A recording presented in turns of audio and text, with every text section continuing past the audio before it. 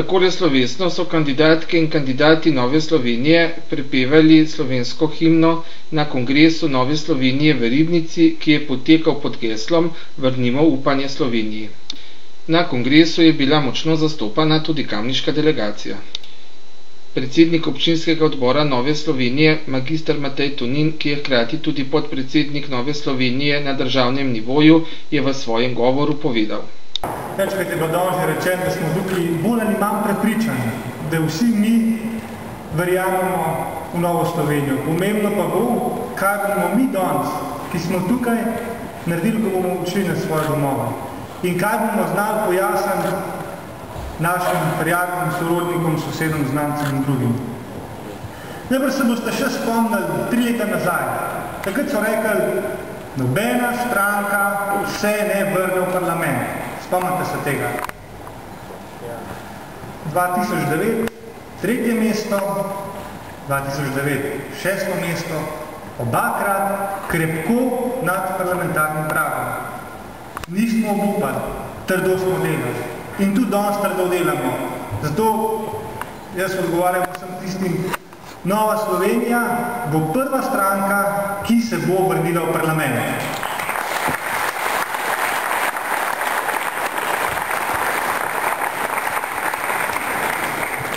Če berete razne spletne forume, neverjetno veliko slišite, kako smo to krščanski desus, pa sem napačen izraz bral, rečemo temu, stranka starih in neizobraženih ljudi.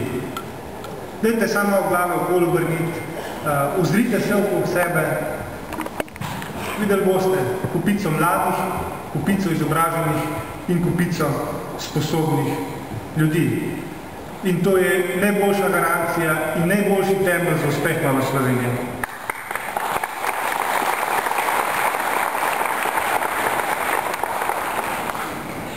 Tretja taka zadeva je, na primer, ko nam naši kritiki stalno podajajo, da nimamo programa, da nimamo vizije, kam Slovenijo v prihodnjih letih odpeljati.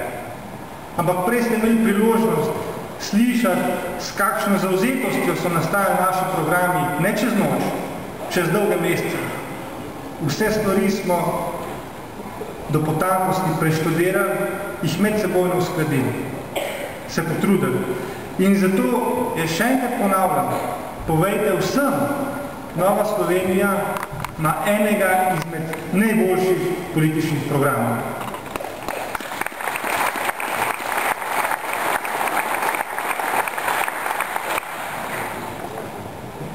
Še en očitek se pojavlja, češ Nova Slovenija nima intelektualnega potencijala.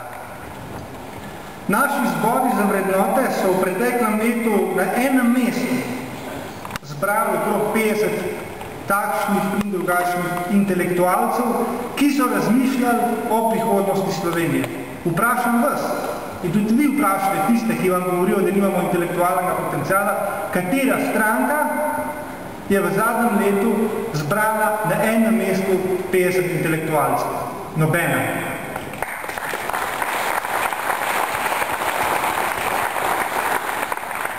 Potem pravijo, veste, nimate ekipe za vodenje države. A res? Dajte spet malo se okrog sebe ozreti. Videli boste en kup nekdanjih ministrov, državnih sekretarjev, poslancev, uspešnih županov. Vsi ti ljudje imajo kaj konkretnega pokazati, imajo konkretne rezultate, konkretne uspehe. Dajmo povedati ljudem, da Nova Slovenija v vsakem trenutku lahko ponudi ljudi za katerokoli odgovorno mesto v državi. To je treba jasno povedati. Potem nam pravijo, ja, nikjer vas ni. Gledamo medije, spremljamo, nikjer vas ni. Večkrat pravim, mi hodimo v nekem začaranem krogu. Mediji so se odločili, da bo iz nekoga naredil zvezdo. Vsak dan vam seka iz televizije, vsak dan se o njem poroča in seveda javnomnenjske ankete ustvarjajo zvezdo. Mi te možnosti nimamo. Nas ne pokrivajo. Ko govorimo o gospodarstvu, ko govorimo o družini, o šolstvu, o sociali. pa govorimo zelo pametne stvari, ampak takrat jaz medijev ne vidim. Takrat so naše novinarske konference slabo obiskane.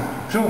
Pa ne zato, ker bi imeli slabe rešitve, ampak zato, ker se je nekdo odločil, da mnenje Nove Slovenije ne šteje. Vprašamo se zakaj. Ker se je nekdo odločil, da nam bo določil točno določeno vlogo. Ko govorimo o Titovi cesti, ko govorimo o družinskem zakoniku, ko govorimo o povojnih pobojih, takrat imamo medijev, koliko jih hočete. Pa še takrat, žal, poročajo v negativnem smislu. Jaz vsem povem, s katerim koli govorim, Nova Slovenija ima vse tisto in še več, kar imajo veliki in kar imajo majhni, ki jih vidite na televiziji.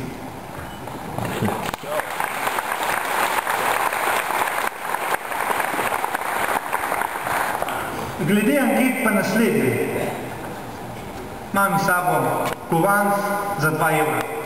Na eni strani številka, na drugi strani glava. Če jaz ta kovanc vržem, vas vprašam, koliko je možnosti, da pade cifra. 50, evo. Vsi boste rekli, 50% možnosti je, da pade glava. Lahko se zgodi, ne? Da jaz ta kovanc vržem 2-krat, 3-krat. Lahko se zgodi. In nikoli ne pade cifra. Ampak vedno pade glava. Ampak sem še vedno prepričan, da nihče iz nas tukaj prisotnih si ne bo potrditi, da številka nima nobenih možnosti, čeprav ni nikoli padla. Nihče. Ampak, ko pa pridemo na ankete in ko anketarji vprašajo 700 voljivcev, na volitve jih bo šlo seveda milijon in še nekaj čas, takrat se pa vsi upajo trditi, da Nova Slovenija ne bo prišla v parlament. In to poslušamo dan za dnem. Ne mine ena poročila, da nam ne bi v glavo ubijali iz vami ne bo nič, da boste prišli v parlament. Dajmo se vprašati, zakaj taka 2 čist različna principa. Pri kovancu eno, pri Novi Sloveniji drugo. Zakaj smo uporabljali iste vate? 2009, 2010 so nam javnomnenjske ankete kazale prav tako kot danes. 2 do 3% glasov. Takrat smo dokazali, prav tako kot na primeru kovanca, da smo brez problema prišli v parlament. In druga stvar, ne, kljub vsem tem nam še vedno ubijajo, ne boste, to se vam že vrti in sanja v glavo. Kamorkoli prideš, moj primer, ne boš tudi primer številnih kandidatov, rečejo, PSV, v redu kandidatka, super program, nekaj, ampak ali boste prišli v parlament. To je vedno dodatek zraven, ne, kot dodatna ali ne. Prav je, da ljudje razumejo ali pa da mi znamo pojasniti, zakaj bomo prišli v parlament. Seveda, do zdaj smo vedno dokazali in tudi tokrat bomo še enkrat vsem dokazali, da bomo prišli v parlament. Ampak prav pa je, da vi razumete te medijske manipulacije. Dam vam konkreten primer. Anketa, ki se naredi na 700 voljivcev. 30 voljivcev bo to rezultat 4,3. Če jo izdere 27 voljivcev, je rezultat 3,9. Seveda, kaj bojo mediji naredili? Zvečer boste imeli na vseh poročilih velik naslov, ta stranka A bo seveda prišla v parlament, stranka B je ne bo nikjer. To je razlaga. Vprašajte se, v tej stvari odločajo 3 ljudje.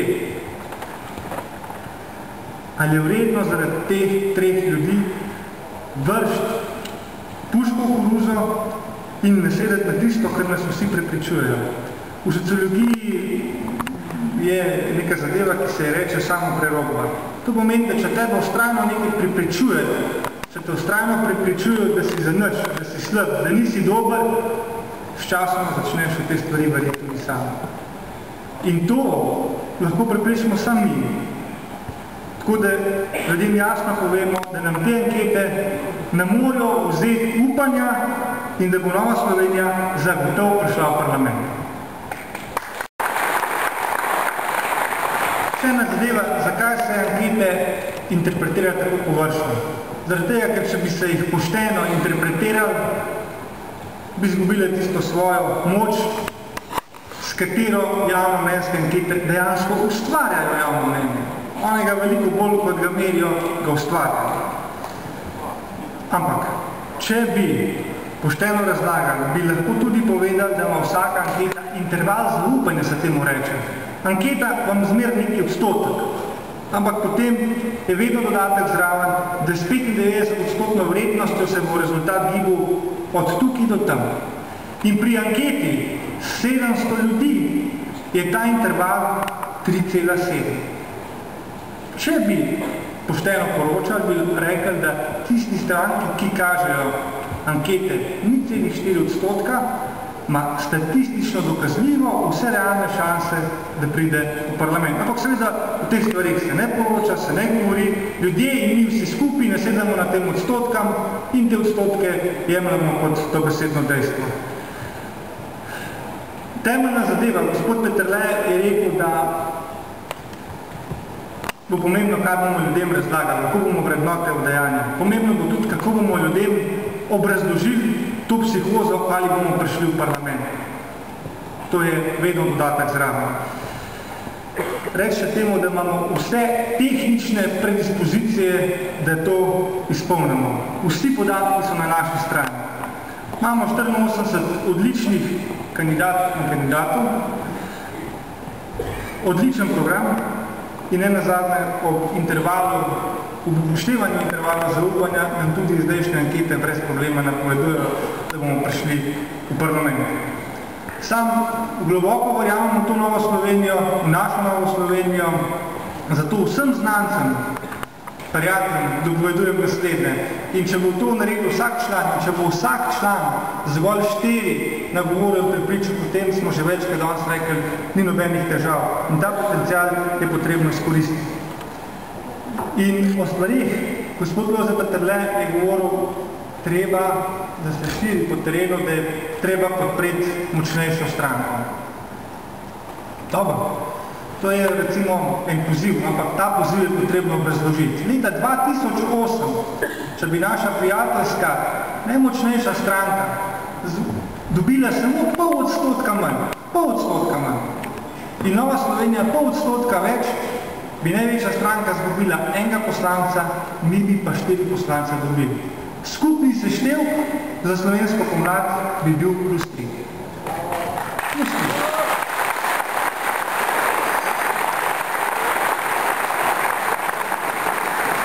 Povejte vsem jasno, da samo Nova Slovenija lahko zagotovi najmanj, govorim najmanj, sam verjamemo veliko več, najmanj 4 poslance, najmanj. In te poslance lahko zagotovi samo Nova Slovenija, ne katerakoli druga pomladna stranka. Z glasovanjem za drugo pomladno stranko teh 4 poslancev, najmanj teh 4 poslancev ne moramo dobiti. Ampak se bodo te 4 poslanci razdelili med največje 4 stranke, tudi leve stranke. In tisti, ki hočejo dobro slovenski pomladi in tisti, ki hočejo dobro Nove Slovenije, je treba odločno podpreti Novo Slovenijo.